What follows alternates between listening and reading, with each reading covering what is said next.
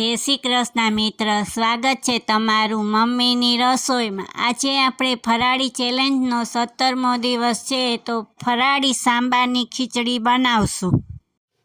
ફરાળી સાંબારની ખીચડી બનાવવા માટે આ એક મેં કાચું ખમણીને બટેટું લીધું છે મોટું, એક વાટકો સાંબો લીધો છે, એને 10 મિનિટ પલાળી રાખ્યો છે એટલે હું ફૂલી જાય, ને એક નાનું ટમેટું લીધું છે, આ જીરું લીધું છે વઘાર માટે, આ થોડાક સિંગદાણા લીધા છે, આ દૂધી ખમણીને લીધી છે, જેટલું બટેટું હોય એટલી જ દૂધી લેવાની, આ ગાજર લીધું છે અડધું ખમણીને, એક લીલું મરચું લીધું છે ને આ લાલ મરચાંનો પાવડર લીધો છે।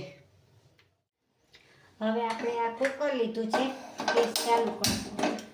આપણે કુકરમાં જ બનાવવાની છે। 1 ચમચો તેલ લીધું છે, તેલ થઈ જાય પછી આપણે જીરું નાખશું।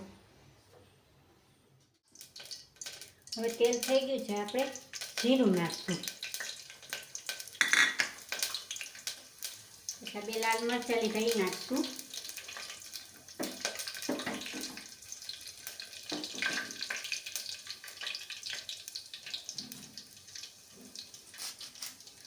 મીઠા લીમડાના પાન નાખશું આપણે,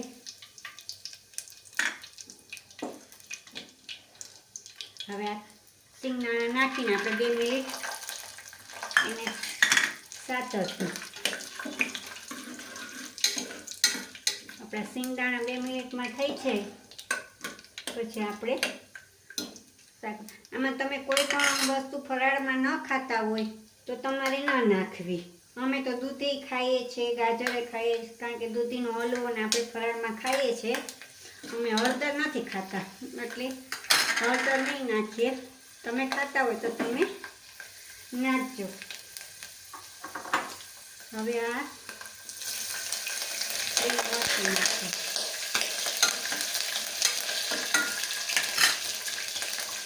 હવે આ છે આપણે બટેટું ખાઈ હતું એ નાખશું, 2 મિનિટ આપણે સાતરી લઈશું।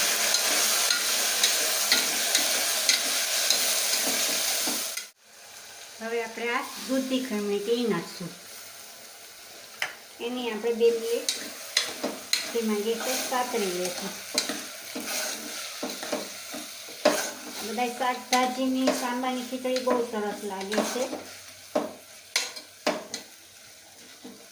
હવે આપણે આ ગાજર ખમણ હતું એ નાખી દઈશું, ગેસ આપણે ધીમો જ રાખવાનો।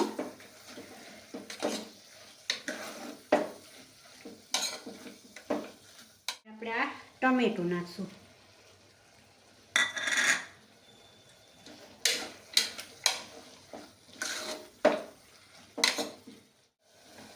હવે આપણે આ લાલ મરચું લીધું હતું એ નાખશું, તમારે તમારી તીખાશ જેટલી જોતી હોય એ પ્રમાણે નાખવાનું।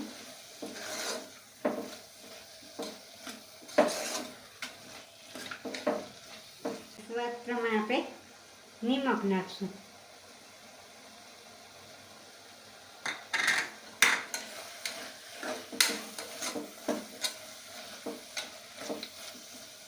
તમે જોવો છો જો સરસ આપણું સતરાઈ ગયું છે બધું શાક। હવે જે આપણે સાંબો છે એ નાખી દઈશું, ગેસ આપણે ધીમો કરી દઈશું। હવે આ સાંબો આપણે નાખી દઈશું 1 વાટકો, આનું ડબલ પાણી નાખવાનું, ને આ 1 વાટકો લીધો છે તો હલાવી હમણાં, ને 2 વાટકા। તમે આ એકલી ખીચડી ખાઈ લ્યો ને તો તમારે કાંઈ જરૂર ન પડે, કારણ કે બધું આપણે શાકભાજી એમાં નાખ્યું હોય।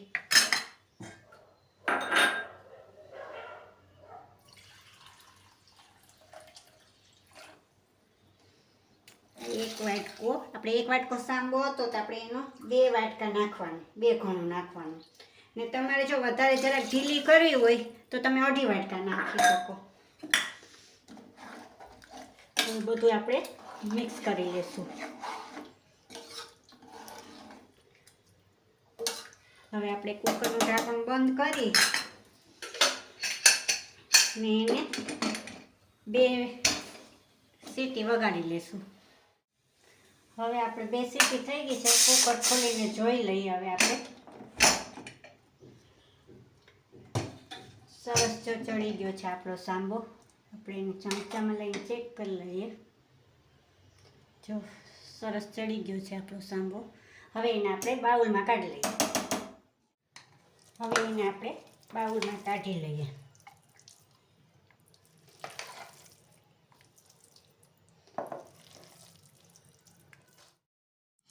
હવે તૈયાર છે આપણી ફરાળી સાંબારની ખીચડી.